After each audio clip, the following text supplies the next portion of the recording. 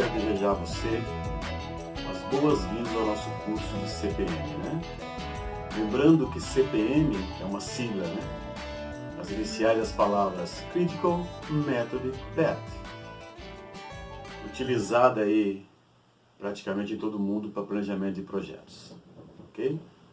Nosso curso é um curso com linguagem bem simples, linguagem bem direta, direto ao ponto, sem rodeios, né? Para que você consiga, ao final do curso, aplicar a metodologia CPM para planejar os seus projetos, ok? Nesse primeiro módulo, nós vamos tratar alguns assuntos importantes sobre o método caminho crítico, tá bom? Vamos conhecer primeiro quais são as restrições de um projeto, né? É importante saber quais os limites que existem em um projeto, né? Vamos conhecer também, muito importante, um pouquinho da história do CPM. Saber como ele foi criado, quem o criou, né? Para que ele foi feito, né? E vamos também nesse módulo ver as entregas do CPM, ou seja, quais os benefícios que essa metodologia pode trazer no planejamento do projeto. Tá bom? O primeiro tema desse módulo, né, como nós dissemos agora há pouco, são as restrições de um projeto. Né? Vamos entender um pouquinho o que é restrição de um projeto? Porque eu tenho que estar atento a essas restrições, né? Para que eu consiga entregar lá no final o projeto com qualidade, com o tempo certo, né? Com o custo certo. E para isso eu tenho que perceber essas restrições e gerenciá-las. Em qualquer projeto que você irá executar, você vai se deparar com restrições. E o que são restrições? São limites, né, que você tem que gerenciar no seu projeto. De um modo geral, nós podemos resumir essas restrições em 3 fatores, que aqui no nosso curso nós vamos chamar de tríplice restrição. A primeira restrição é o orçamento. Ou seja, tem uma restrição quanto ao gasto do projeto. Você tem um limite de gastos, né? Que bom seria se pudéssemos gastar tudo que desejamos, né? Mas não, existe uma restrição de gastos, né? A segunda restrição é o tempo. Ora, você tem um prazo para entregar esse projeto, né? E esse tempo está contando. Que bom seria se tivéssemos todo o tempo para entregar o projeto, mas não, há um prazo. Isso é uma restrição importante que tem que ser gerenciada, né? O projeto precisa ser entregue no prazo ao qual foi acordado. A terceira restrição são as pessoas, né? Certamente você não terá na equipe todas as pessoas que queria. Aquele profissional, aquele especialista que você desejava estar no projeto, pode ser que esteja engajado em uma outra atividade importante da empresa. Mas isso não muda a sua responsabilidade. Você tem que entregar o projeto com o resultado esperado, com o tempo esperado, né? E com o orçamento acordado. Ok? Então a tríplice restrição é algo que acaba norteando todo o projeto e você precisa de ferramentas para poder atender a essas restrições, esses limites, né? Então, como qualquer ferramenta, né, que o homem desenvolveu ao longo da sua história, sempre nasceu de uma necessidade. E o CPM não é diferente, né? Uma equipe identificou um problema e desenvolveu um método para resolvê-lo. Tá? Então vamos ver um pouquinho, de forma bem resumida, a história do CPM. O CPM foi criado nos Estados Unidos. Tá? Então ele nasceu nos Estados Unidos, né? Foi desenvolvido por uma empresa, né, norte-americana chamada DuPont. E olha só, o objetivo inicial desse método foi gerenciar paradas de manutenção. Olha que interessante, né? Então eles criaram um método para poder melhorar o planejamento, né, das paradas de manutenção. Uma coisa interessante que você vai observar se você estudar sobre o CPM, né, você vai perceber que ele sempre vem associado ao nome PERT, né? Então é comum você ver na literatura PERT CPM. Isso porque são dois métodos muito parecidos, né? São tão parecidos que chegam a ser tratados como um só método, né? Mas é importante frisar para vocês que o CPM foi criado pela empresa DuPont, norte-americana, e o PERT foi criado pela NASA. Ok? Um pouquinho de história do método do caminho crítico. Bom, nós vimos que em qualquer projeto nós temos algumas restrições a serem observadas. Nós também vimos que o CPM, um pouquinho da história do CPM, né, como ele foi criado, qual foi o objetivo inicial dele. Imagina você um projeto com a grandiosidade dessa ponte, por exemplo, a ponte de Nova York. Quantas tarefas, né, teve que ser planejadas para finalizar esse projeto? Com certeza seria impossível fazer isso sem um método, né? Então nós vamos ver agora quais são as entregas do CPM para o teu projeto. Tá bom? As entregas do método do caminho crítico são muitas, né? Se fôssemos detalhá-las, com certeza veríamos aí grandes benefícios de se utilizar esse método. Mas vamos aqui então resumi-las em algumas, né? Primeira, tempo do projeto, né? O método te proporciona a identificação exata do tempo que você precisa para executar esse projeto. Gestão do custo, né? Com informações de tempo de projeto, informações de tarefas que estão sendo cumpridas em paralelas ou na sequência, me facilita a gestão do custo. Então ele é um apoio muito grande na assertividade da gestão do custo do projeto, né? As tarefas prioritárias do projeto. Existem no projeto uma infinidade de tarefas a serem cumpridas, porém, o método te mostra que tem algumas tarefas que são mais importantes, né? Elas devem ser priorizadas, né, para que o projeto atenda algumas daquelas restrições que nós vimos, né? Gestão da mão de obra. É claro que se eu consigo saber o tempo do projeto, se eu consigo saber as tarefas prioritárias, eu consigo ter uma gestão melhor da mão de obra no meu projeto e consigo dessa forma, claro, afetar o custo de forma positiva, né? Relação existente entre as tarefas do projeto, ou seja, como que as tarefas se conectam, né? A gente sabe que as tarefas podem ser dependentes de outras tarefas, né?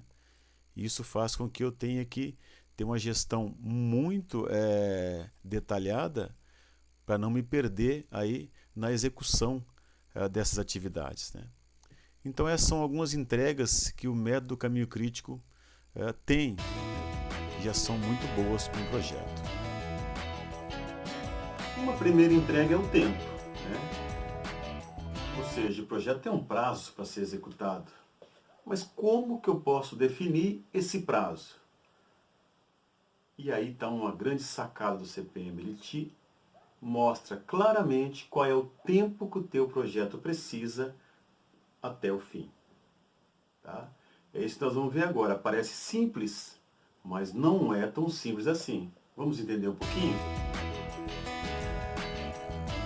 Observe o nosso projeto hipotético, né? Um projeto bem simplista, né? Um projeto com três tarefas, né? A tarefa A, tarefa B e tarefa C. Cada tarefa com o seu tempo de duração, né? A tarefa A 10 dias, tarefa B 30 dias e tarefa C 20 dias. Como todo projeto, eu tenho restrição de tempo, né? Então eu tenho o início e o fim desse projeto. Se eu assumir que essas tarefas são dependentes, ou seja, tem que ser feita uma após a outra, eu teria esse arranjo nas tarefas, né? Desta forma, eu poderia definir que o tempo desse projeto seria a soma dos tempos da tarefa. Concorda? Do início ao fim, eu teria 60 dias, né? Somando os tempos das três tarefas. Nós vimos no nosso projeto hipotético uma forma de arranjo das tarefas. Mas existem inúmeras formas que essas tarefas podem se conectar. E isso alteraria totalmente o tempo do projeto. Olha só. O nosso projeto hipotético continua o mesmo, as mesmas tarefas, o mesmo tempo de duração para cada tarefa, né? Como todo projeto, continua com a restrição. Eu tenho o início e o fim, eu tenho um prazo, né? Mas pode ser que essas tarefas tenham uma relação diferente, uma conexão diferente. Por exemplo, pode ser que a primeira tarefa a ser executada seja a tarefa A. E após executar a A, eu posso executar a B e a C juntas, né? É uma forma de relação das tarefas. Se isso for a verdade desse projeto, então eu teria um projeto de 40 dias. Porque eu executo a tarefa A em 10 dias, tarefa C em 20, tarefa B em 30. Então a tarefa C irá acabar antes do que a tarefa B. Então é só eu somar tarefa A e tarefa B e eu teria os 40 dias de projeto. Perceba que já é uma segunda relação que existe entre as tarefas que pode dificultar eu definir o tempo do projeto. Por isso é importante um método. Viu como pode mudar totalmente o tempo de um projeto só na análise das tarefas? Nós poderíamos ter uma outra forma ainda para esse projeto hipotético nosso. Estou querendo só deixar claro para você que o tempo do projeto não é tão simples de se definir. Vamos ver mais uma forma que eu poderia arranjar essas tarefas? Olha só. Olha aí novamente o nosso projeto, né? Com as mesmas tarefas, os mesmos tempos, né? A mesma restrição, né? Ou seja, eu tenho início e fim. Eu poderia entender também e verificar que a relação das tarefas seja totalmente diferente do que eu já vi anteriormente. Poderiam ser tarefas independentes que possam ser executadas de forma paralela, né? Se isso for a nossa realidade, então eu teria um projeto de 30 dias. Perceba que existem várias formas das tarefas se conectar. E eu só vou perceber isso se eu usar um método. Se eu usar o método CPM. Nós vamos aprender mais adiante como usar o método para ver qual é a relação entre as tarefas.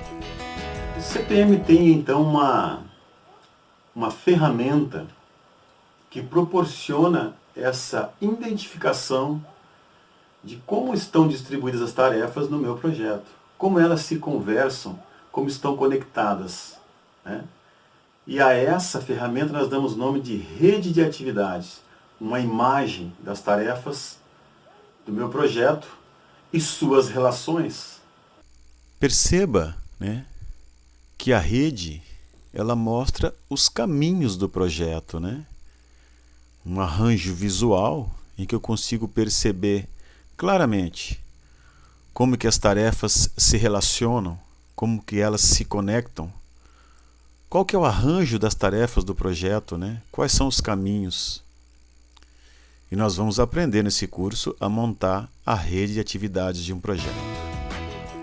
Já pensou como seria importante, dentre as tarefas, as atividades de um projeto, você conseguir identificar quais são as mais importantes? É certo que tem tarefas prioritárias, né?